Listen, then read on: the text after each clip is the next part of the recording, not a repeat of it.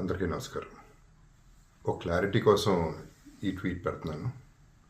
నేను షూటింగ్ నుంచి ఊరు నుంచి రాగానే వెంటనే హాస్పిటల్కి వెళ్ళాను. అల్లు అర్జున్ ఈ అన్ఫార్చునేట్ ఇన్సిడెంట్లో ఈ యాక్సిడెంట్లో ఎఫెక్ట్ అయిన ఫ్యామిలీని చూడటానికి, ఫాదర్ని, ఆ బాబు సిస్టర్ని పలకరించాలని అనిపించింది, చూడాలనిపించింది. హ్యుమానిటేరియన్ గ్రౌండ్స్ మీద వెళ్ళాను. పాజిటివ్గా ఉంది. He might recover. There is a very good chances.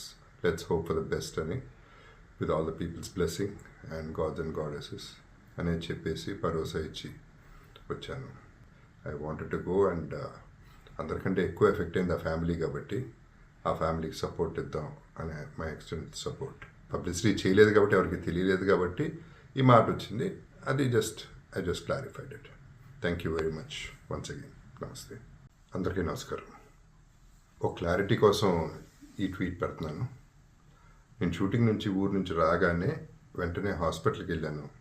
Allu Arjun ఈ అన్ఫార్చునేట్ ఇన్సిడెంట్లో ఈ యాక్సిడెంట్లో ఎఫెక్ట్ అయిన ఫ్యామిలీని చూడటానికి, ఫాదర్ని, ఆ బాబు సిస్టర్ని పలకరించాలని అనిపించింది, చూడాలనిపించింది. హ్యుమానిటేరియన్ గ్రౌండ్స్ మీద వెళ్ళాను. పాజిటివ్గా ఉంది. He might recover. There is a very good chances. Let's hope for the best అని, with all the peoples blessing and gods and goddesses అని చెప్పేసి భరోసా ఇచ్చి వచ్చాను.